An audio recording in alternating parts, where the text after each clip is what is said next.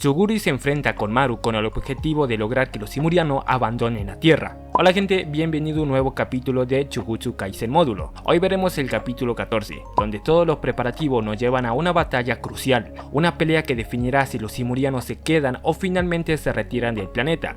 Por el lado de los Simurianos, su representante es Dabura. En cambio, por parte de los hechiceros, el elegido es alguien que padece una enfermedad que pronto pondrá fin a su vida. Aún así, él desea luchar por su gente e intentar ganar. Sin embargo, una persona muy especial para él no está dispuesto a permitirlo. Antes que comience el combate principal, esa persona tomará su lugar y peleará contra otro Simuriano para obligar a la retirada de la invasión. Todo esto para quien esté enfermo pueda disfrutar sus últimos momentos en paz y rodeado de afecto. Pero bueno, antes de continuar, como siempre le pido que se suscriban al canal, a ustedes no les cuesta hacer un clic y a mí me ayudan muchísimo. Ahora sí, empecemos. En el capítulo anterior, Korosu resulta herido tras una confusión. Después de este incidente, los Simurianos le solicitaron al gobierno japonés que dejaran de eliminar a las maldiciones, ya que se parecen mucho a los Karian, pero además exigieron que se le entregue la capital de Tokio para proteger a las maldiciones. El gobierno japonés rechazó por completo esta propuesta. Debido a esa negativa, los Simurianos propusieron resolver todo mediante un combate. Si ellos ganan, se hará lo que piden, pero si los hechiceros resultan victoriosos, los Simurianos deben abandonar la tierra. Los hechiceros inicialmente intentaron localizar a Itadori para que participe en la pelea, aunque no tienen idea dónde está. Incluso le preguntaron a Kugisaki, pero ella tampoco sabe nada. Así que, sin Itadori disponible, decidieron buscar otro guerrero capaz de representarlo, y finalmente lo encontraron. Y así esta historia continúa. Después de todo lo ocurrido, parece que Yuka habla directamente con los altos mandos y se ofrece a luchar. Durante la reunión también le revela la verdad sobre su enfermedad. Tras esto, dos hechiceros discuten la situación. Uno de ellos no puede creer que realmente permitan que Yuka enfrente a Dabura. La mujer responde que Yuka ya no tiene otra opción. Ella conoce su condición y aún así decidió pelear. Además, explica que no existe otra manera efectiva de detener a Dabura. Si intentaran atacar utilizando la fuerza de autodefensa junto al armamento combinado de Japón y Estados Unidos, lo más probable es que ni siquiera pudieran hacerle frente, y peor aún, esto terminará causando la pérdida de soldados inocentes. A esto se suma que el tratado de seguridad entre Japón y Estados Unidos no aplica en una situación como esta. El hombre sugiere entonces que otra nación realice un ataque nuclear para detener a Dabura, pero la mujer responde que ningún país está dispuesto a cargar con la responsabilidad y las consecuencias de lanzar una bomba de ese tipo sobre el territorio japonés nuevamente. Sin embargo, ella menciona que Japón es un estado con capacidad nuclear latente, aunque oficialmente declaran que no poseen armas nucleares, sí cuentan con los materiales y la tecnología necesaria para fabricarla en cualquier momento. La respuesta de la ONU fue clara: si quieren hacerlo, háganlo ustedes mismos. Esto indica que Japón no goza de mucha simpatía en esa situación, pero bueno. Por otro lado, Maru reflexiona sobre cuándo comenzaron sus dificultades para hablar con Korosu, su hermano. Entonces recuerda ese día, el día que los Deskunte destruyeron su hogar y sus padres perdieron la vida.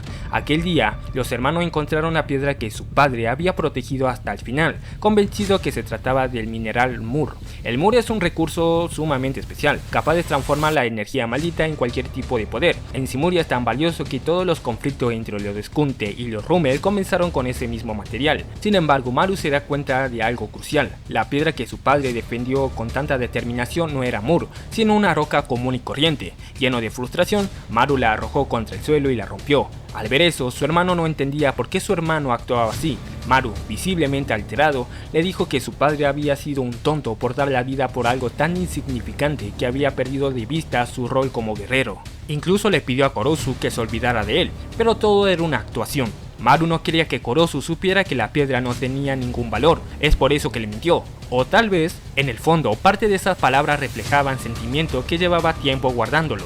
Y así llegamos a ese día, el día de la pelea entre Doula y Dabura. Maru se había lanzado directamente a atacar a Dabura, pero su hermano lo detuvo antes que pudiera hacerlo. Luego, Korosu miró a Dabura y le pidió que se retire, asegurando que su hermano lo iba a eliminar si seguía adelante. Dabura, en lugar de molestarse, él solamente pidió disculpas por haber acabado con Doula. En ese momento, Maru comprendió algo importante. Tanto su hermano como Dabura podían ser amables, pero él no. Él era el único que seguía aferrado al rol del guerrero. Entendió que, en cierta forma, era muy parecido a su padre, terco, rígido, incapaz de soltar aquello a lo que se aferraban. Su padre murió protegiendo el Mur. Él se obsesionó de ser un guerrero. aun cuando eso significaba herir a Korosu una y otra vez. Ya vuelta al presente, Maru está sentado pensando que quiere volver a hablar con su hermano y pedir el perdón de verdad. Mientras todo esto sucede, Suguri camina y reflexiona sobre la historia de los simurianos. Hay cosas que le resultan difíciles de entender. Para él, la organización simuriana está demasiado alejada de lo que sería la estructura de un estado moderno. Ellos justifican esa diferencia diciendo simplemente somos extraterrestres, pero para Suguri eso no era suficiente. Esto porque tanto los simurianos como los humanos son sorprendentemente parecidos. Continuando analizando y llega a una conclusión, los Deskunte funcionan como una organización política centralizada, mientras que el pueblo Rummel parece haber sido delegado a los extractos más bajos dentro de su estructura social. Aún conociendo toda esa diferencia culturales, Suguri siente que nada de eso alcanza para explicar la construcción de la nave espacial Naunax, una nave capaz de transportar a 50.000 habitantes, realizar viajes interestelares y que además funciona con energía maldita.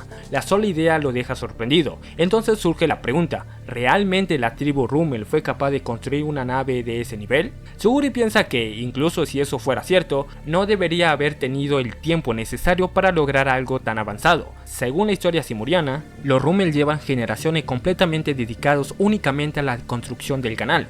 Al saber esto, Suguri concluye que debió ocurrir algo más, algo que nosotros, como espectadores, ya sabemos. Encontraron el mineral Amur y por alguna razón fue ese material que le permitió que la nave prácticamente se construya a sí mismo. Aquí finalmente se nos revela cómo se creó esa nave. Después de muchos minutos caminando y conectando ideas, Suguri encuentra a Maru y sin rodeo le pregunta directamente si él fue quien construyó la nave. Suguri pregunta esto porque, según lo que sabe, la nave está hecha completamente de Mur, y el Mur no solo responde a la energía maldita, sino también con las técnicas de hechicería. Por eso Suguri llega a una deducción sorprendente. Los simurianos no llegaron a la Tierra solamente por la tecnología, sino gracias a la técnica de un solo hechicero. Maru confirma la teoría de Suguri y explica que el Mur común jamás había reaccionado así, aunque el que el Douglas le dejó tenía una pureza excepcional. Era completamente distinto a cualquier otro. Además, menciona que la zona donde Douglas encontró el Mur era desconocida para los Deskunte, y gracias a eso pudieron escapar sin ser detectados. Sin embargo, Maru corrige a Suguri en un detalle importante. La nave no solamente se construyó únicamente gracias a su técnica, sino también gracias a la técnica de su hermano Korosu. Dejando eso de lado, Suguri le dice que lo estuvo buscando todo ese tiempo, aunque sinceramente no creía que fuera a encontrarlo. Maru, por su parte, responde que también quería hablar con él, aunque fuera por última vez. Suguri entonces recuerda algo más y pregunta a Maru si gracias a su técnica los simurianos pueden hablar y comprender el japonés, a lo que Maru responde que sí. Al escuchar eso, Suguri le pide a los simurianos que se retiren de Japón, pero Maru responde que eso es imposible. Los Rummel ya saben todo, ellos conocen la verdad sobre los Karian, sobre los espíritus malditos y también saben del duelo entre Yuka y Dabura.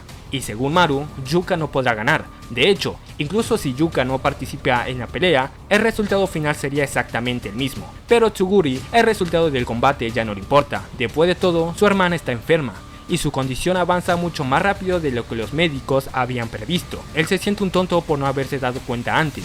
Aún así, Suguri considera que su hermana podría tener una posibilidad contra Dabura. Explica que los hechiceros suelen tener un último recurso, el voto vinculante, un pacto en que se arriesga su propia vida a cambio de obtener un poder mucho mayor. Maru, sin embargo, responde que eso sería inútil contra alguien como Dabura, pero Suguri insiste, a su hermana no le importa. Ella lleva mucho tiempo buscando una causa por la cual arriesgar su vida. Yuka siente que, si va a partir pronto, al menos quiere hacer algo significativo por los demás. Aunque con eso en mente, Suguri quiere detener el duelo. No quiere ver morir a su hermana. Aunque solamente le quede 3 meses de vida, desea que lo viva de la mejor manera posible. Eso es, según él, el deber de un hermano mayor. Es por eso que le suplica nuevamente a Maru que él y los simurianos se retiren de la Tierra, pero Maru vuelve a negarse. Explica que en su nave viajan 50.000 simurianos, entre ellos muchas mujeres y niños. Además, recuerda que le tomó 2 años completos llegar a la Tierra y recién ahora están comenzando a construir una vida aquí, aunque también confiesa que todos estuvieron aterrorizados durante ese viaje. Durante el viaje, ellos temían perderse para siempre en la oscuridad del espacio. Maru baja y explica a Suguri que los simurianos ya no tienen un hogar en su planeta natal y que además no existe ninguna garantía de que encuentren otro mundo donde puedan vivir. Es por eso que le dice, no pueden abandonar la Tierra. Al escuchar eso, Suguri se disculpa con Maru, reconociendo que se expresó mal. Acto seguido toma su espada y libera su poder, y con voz firme le ordena que se marchen de allí. Maru también toma su propia espada y responde que no se irán, y sin decir más, comienza el enfrentamiento entre estos dos. Y bueno gente, hasta acá el capítulo 14 de Jujutsu Kaisen módulo. Como siempre hay varias cosas que comentar. La primera es que me sorprendió muchísimo al enterarme que Yuka iba a enfrentarse a Dabura. Jamás me hubiera imaginado algo así. Ahora, una pregunta para ustedes. ¿Se acuerdan del voto vinculante? Porque yo no. Si ustedes recuerdan, déjenme en los comentarios. Sobre la pelea entre Toguro y Maru, la situación podría resolverse de dos maneras. La primera es que los simurianos se retiran de la Tierra, algo que ya vimos que no va a pasar, y la segunda sería que los simurianos se queden pero permita que los hechiceros hagan su trabajo eliminando a las maldiciones, pero eso tampoco parece ser posible, así que quiero saber su opinión. ¿Quién va a ganar esta pelea? En mi caso la veo complicada para Toguro, sobre todo después de la pelea anterior donde Maru lo superó claramente, pero ustedes qué opinan, déjenme sus teorías en los comentarios, que los voy a estar leyendo a todos. Y bueno gente, espero que les haya gustado y sobre todo entretenido. Nos veremos en un próximo video. Adiós.